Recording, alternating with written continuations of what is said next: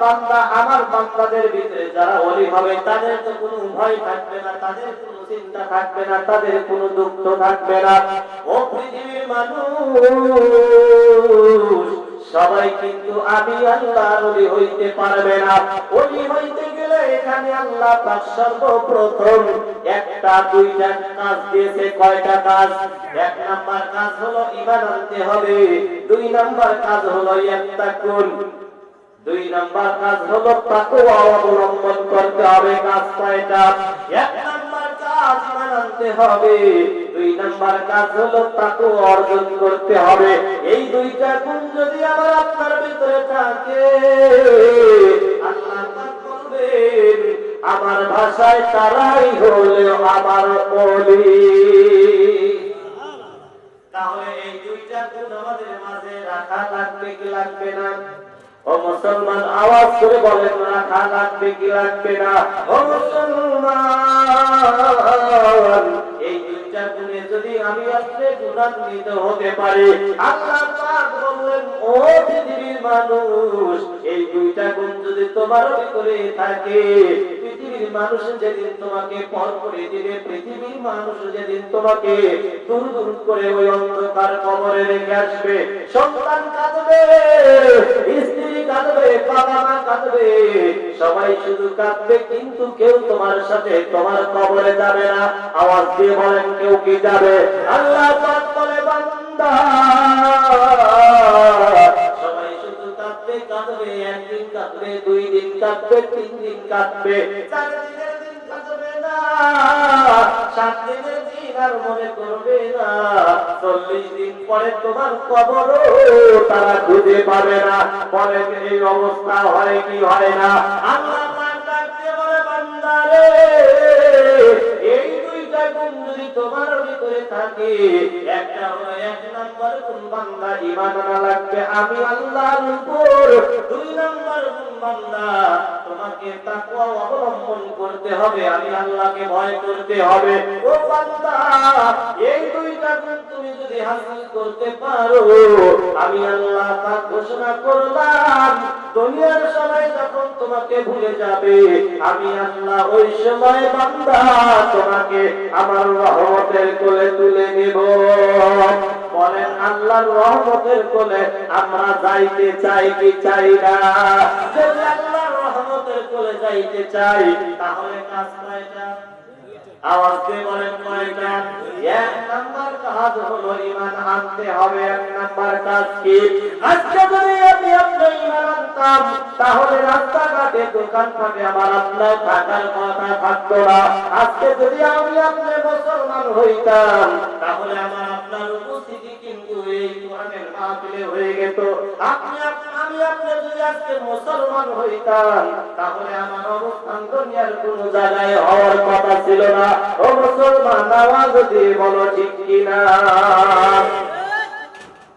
কথাগুলো যদি অনেকের খারাপ লাগতে পারে, কিন্তু হক কথা তো আমাকে বলতেই হবে। হক কথা আমি আজকে যদি না বলি, আসরের ময়দানে আমার জিহ্বাটা টেনে পিছনে লাগিয়ে দিবে। ওই দিন আমার বাবা কোনো উপকারে আসবে না, আমার মা কোনো উপকারে আসবে না, আমার সন্তান কোনো উপকারে আসবে না, আমার স্ত্রীও কিন্তু আমার পরিচয় দিবে না। ওই দিন যার যার পরিচয় তাকে দিতেই হবে। অতএব সময় থাকতে সাবধান হওয়ার প্রয়োজন আছে না নাই? একটু আওয়াজ করে বলেন, আছে না নাই? আল্লাহ পাক কয়টা পরিচয়ের কথা বলেছেন? কয়টা পরিচয়ের কথা বলেছেন? এখন আমরা এখানে যারা আছি, বলেন আমরা কারা কারা ঈমান এনেছি? কারা আমরা ঈমান আনছি? বলেন, এখানে আমরা কি কেউ ঈমান আনছি? ঈমান আনছি? আমরা কি কেউ ঈমান আনছি? আমরা কেউ ঈমান আনতে পারি নাই। আমি হুজুরও পারি নাই, কারণ আমার দাদাই মুসলমান ছিল, সেই সূত্রে আমার বাবাই মুসলমান, আমার বাবাই মুসলমান ছিল, সেই সূত্রে আজকে আমি মাওলানা মুসলমান। আওয়াজ দিয়ে বলেন ঠিক কিনা? একটা তরকারির জন্য, 1 কেজি চাউল কেনার জন্য যদি দোকানে যাইতে হয়,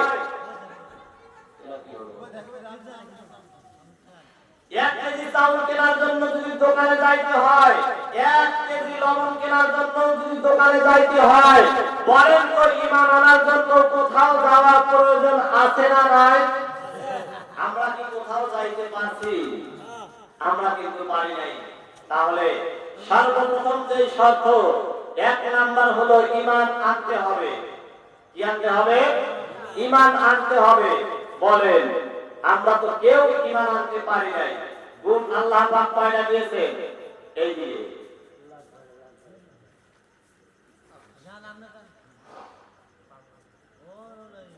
এই দিয়ে একটু জিকির করে লা ইলাহা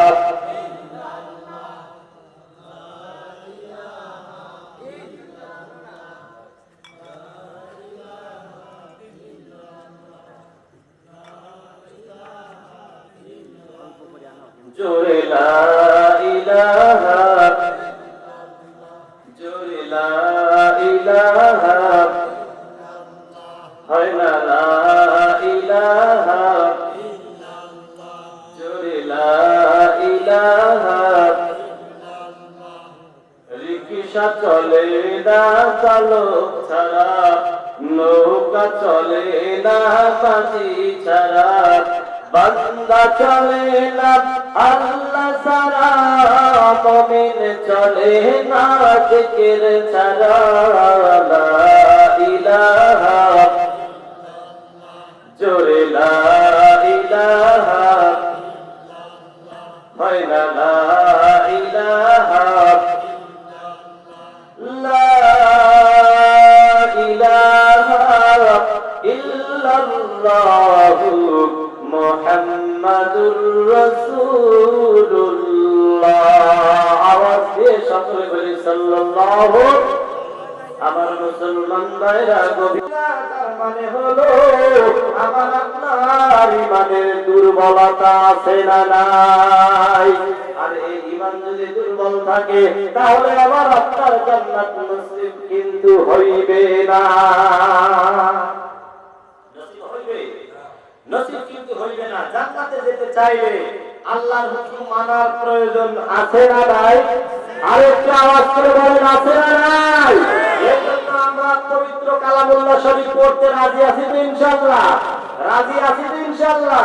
আল্লাহ পাক সকলকে কবুল করুক বলে আমিন। প্রিয় মুসলমান ভাইরা, আমি খুতবার শুরুতে আপনাদের সামনে একটি আয়াত, দুইটি আয়াত তেলাওয়াত করেছি। কয়টা? দুইটা আয়াত আমি আপনাদের সামনে তেলাওয়াত করেছি। সূরার নাম সূরা ইউনূস। কি সূরা? সূরা ইউনূস। আমাদের ভিতরে কিন্তু অনেকের নাম আছে ইউনূস, আছে না নাই? আমার আল্লাহ পাক এই পৃথিবীতে 2,24,000 পথন্তরে 1,24,000 পয়গম্বর পাঠিয়েছিলেন। এই নবী রাসূলদের ভিতরে একজন নবীর নাম ছিল ইউনূস, জানেন? তার নামে আল্লাহ পাক একটি সূরা নাযিল করে দিলেন। এই সূরার ভিতরে আল্লাহ পাক আয়াত সংখ্যা দিয়েছেন হলো সম্ভবত 109টা আয়াত। কতটা? 109টা আয়াত। রুকু সংখ্যা আছে 11।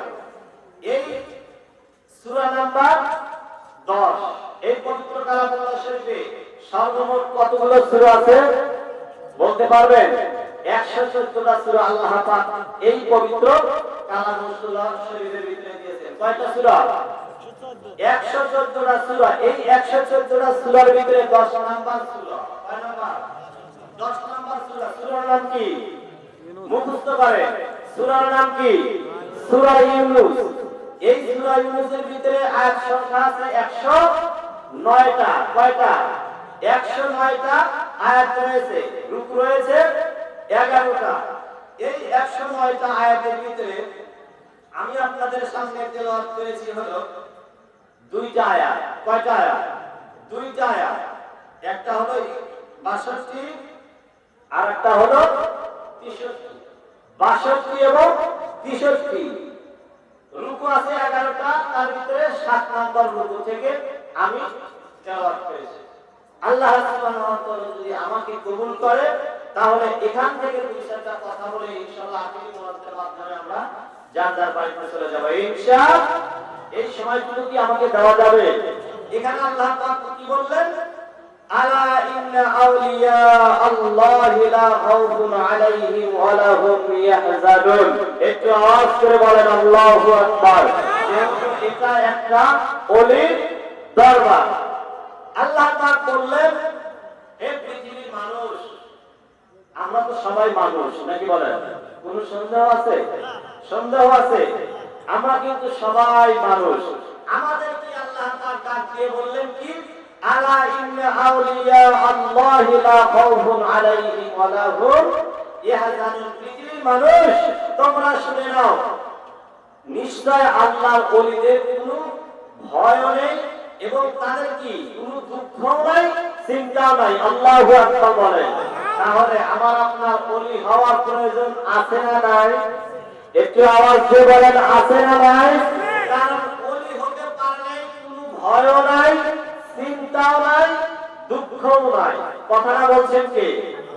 আল্লাহর কথার ভিতরে কোনো ভুল আছে কি? কোনো সন্দেহ আছে? তাহলে আল্লাহ পাক যদি বলেন যারা ওলি হবে তাদের কোনো ভয় নাই, দুঃখ নাই, চিন্তা নাই, তাদের কোনো রকমের কোনো সমস্যা নাই, তাহলে সেই ক্ষেত্রে আমাদের ওলি হওয়ার প্রয়োজন আছে না নাই? এখন ওলি যদি আমরা হতে চাই তাহলে কোনো কাজ তো অবশ্যই আছে, আছে না? যারা রাজমিস্ত্রি তাদের কি করতে হবে? ইট বালু সিমেন্টের কাজ করলে তাদেরকে আমরা রাজমিস্ত্রি বলি। যারা কাঠ মিস্ত্রি, তারা কাঠের কাজ করে বলে তাদেরকে কাঠ মিস্ত্রি বলা হয়। যারা কৃষক, চলার ভিতরে কাজ করে, মাঠে কাজ করে বলে তাদেরকে আমরা কি বলি? কৃষক বলি। যারা ভ্যান চালক, তারা গাড়ি চালায় বলে আমরা তাদের কি বলি? গাড়ি চালক, ভ্যান চালক বলি। বলি কি বলি না? তাহলে প্রত্যেকটা কাজের সাথে যদি লোকের পরিচয় থাকে, তাহলে আল্লাহ পাক বললেন ওলিদের কোনো ভয় নাই, কোনো চিন্তা নাই, কোনো দুঃখ নাই। তাহলে ওলিদের অবশ্যই পরিচয় আছে না নাই? আওয়াজ দিয়ে বলেন, আছে না নাই? যদিও বর্তমানে বাংলাদেশে ওলির কোনো অভাব নাই, নাই মুখে দাঁড়িয়ে, নাই কোনো নামাজ, তারপর ওলির পরিচয় দিয়ে বসে থাকে কি থাকে না? আল্লাহ পাক কি পরিচয় দিলেন, সেই পরিচয় আমাদের পরিস্থিতি লাভ করার প্রয়োজন আছে না নাই? আল্লাহ পাক বললেন আল্লাযীনা আমানু ওয়া কানু ইয়াত্তাকুন। আল্লাহু আকবার।